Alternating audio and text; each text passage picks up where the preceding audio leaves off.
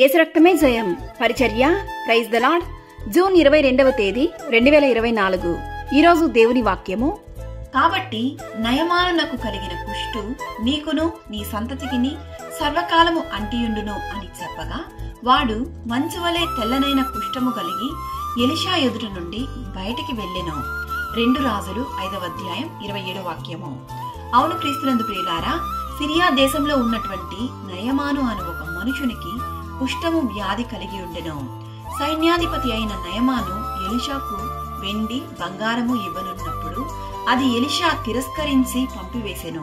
అయితే ఎలీషా యొక్క శిష్యుడు గెహజీ దాని ఆశపడి తిరిగి వెళ్లి, నా యజమానుడు ప్రవక్త నన్ను పంపించాడని వెండి బంగారములు పుచ్చుకొని రాగా, అది ఎరిగినటువంటి ఎలీషా ఈ వాక్యం సెలవిస్తున్నాడు.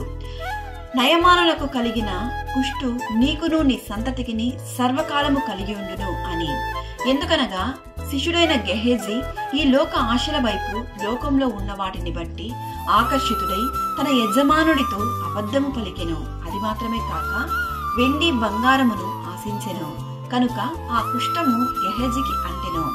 క్రీస్తునందు ప్రియులారా, దైవజనుడిగా ఉన్నప్పటికీ, ప్రవక్తల శిష్యులుగా ఉన్నప్పటికీ గెహజీ ఈ లోక సంబంధమైన ఆశల వైపు నుండి ఏ మాత్రము తన చూపును మలుచుకొనలేకపోయాను. కనుకనే ఇటువంటి వ్యాధిగ్రస్తుడాయను. ఈరోజు ఈ వాక్యం వింటున్న ప్రియ సహోదరి సహోదరులారా, గెహజీ వలె లోక ఆశలకు ప్రాధాన్యత ఇస్తున్నారా? ఈ రోజే మారు మనసు పొందుము. దేవుడు మీకు అనుగ్రహించు ఆశీర్వాదములను పొందుకొనుము. దేవుడు మిమ్మల్ని ఆశీర్వదించి దీవించును గాక. ఆమేన్. God bless you.